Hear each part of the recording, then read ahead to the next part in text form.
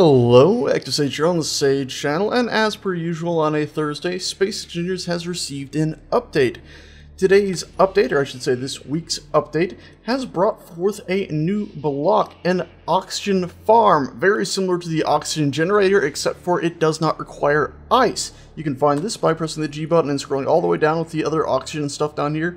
The oxygen farm right there. The model itself has in the normal build state, and it is actually one of the best looking models in the entire game. I think it is incredible, and I cannot wait to see what they do with DirectX 11 and all the texture work that'll go into this, because even this bog standard mod looks amazing. I can just imagine it being full of green algae or something strange. And as you can see, it has its normal build states. Now, this is a solar powered thing in a way. It needs sunlight to generate oxygen, but it also needs power, so you'll actually need to put a power supply in. That's why I have this little station right here. It's got 3 of these oxygen farms stuck on here, and a single solar power is capable of powering all 3 of those, as well as powering up 2 oxygen tanks to store the oxygen they produce. Now, I did mention that they work slower than your bog standard oxygen generator. Of course, they don't need ice, so it's a nice trade-off. Well, they actually work a lot slower. To keep one person alive in, let's say, this cockpit or a small pressurized room, without the oxygen dropping down, you would need at least 2 of these. So this little ship right here, because it's solar panel with a single solar panel, would have to sit here for quite a lot of time to fill up these O2 tanks, but it would eventually fill them up. I can go ahead and hop in here, and we can go ahead and check just how slowly it's filling those up by going ahead and pressing K, going to one of the oxygen tanks. There we go. And you can see both these are pretty much at 0 because they're filling so slowly.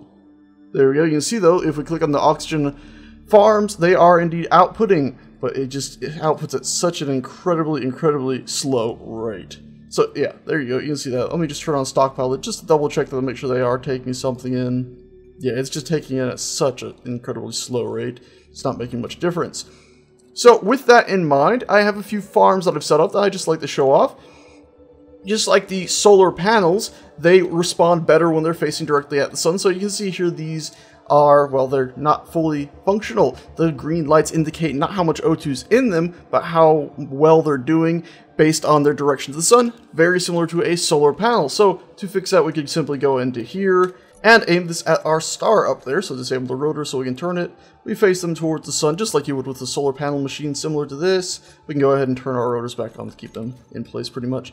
And there you go. It's now gone ahead and they've gone up to 3, there we go, all the way. 4 out of 4 of those little green dots indicating they're now outputting at their maximum ability to output. And with all those, it will still take quite some time to fill up all these O2 tanks, but the wonderful thing about solar-powered machines such as these is they can just sit there and work for ages. So that's the gist of this update. It's a pretty cool little thing. You'll need quite a few of them if you want to pressurize rooms. I mean, a whole lot more than probably even what I have right here, because if we were to go ahead and start looking into these oxygen tanks, I bet none of these will actually be showing much of anything, just like the other ones. As you can see, it's still showing all these tanks at 0%, even with all those oxygen farms. So you'll need a really massive oxygen farm if you really want to pressurize rooms. But overall, it's pretty cool, and it's fantastic for if you just want to have a little ship or something set up to keep yourself alive. Now, I should point out that we unfortunately can't put these on small ships currently, unless I missed that somehow. Nope, cannot put them on small ships. Maybe we'll get it in the future. Even if we don't, though, it is a pretty cool thing to just have on large ships and stations. And of course, before I exit out, I'd just like to show you guys this random thing. It's similar to my little oxygen trader that I made in the past, except for it's a large ship. And it's basically a bunch of solar panels with a big old oxygen farm stuck in the middle here, which actually doesn't even have as many farming things as those platforms over there, so I don't know. But I just thought it was a cool experiment to build something that could theoretically fly about, fill up its O2 tanks very slowly, and if somebody wanted to come up and, well, replenish their O2 supply, they could. Anyways, that's it for this update. I like this one a lot. It's a single block, but it's really damn cool. I should also point out that now when you press escape, you'll see that the side options here have all changed. And if you're like me, when you're building, you often like to have different versions. So, okay, I've built a lot of stuff, but if this world gets corrupt, I'm going to cry. Well, you no longer have to exit to menu and do a save as from there. You can now just do a save as from here. So I could show, well, name this just recording.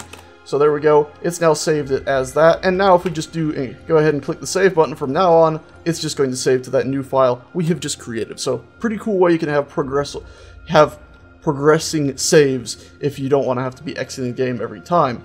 Also, if we were to go ahead and exit the menu, so let's do that, and load up our world, and we look into the settings, go into advanced, we also have this right here, random encounters. You can now disable those. That's the way that the devs presented this feature.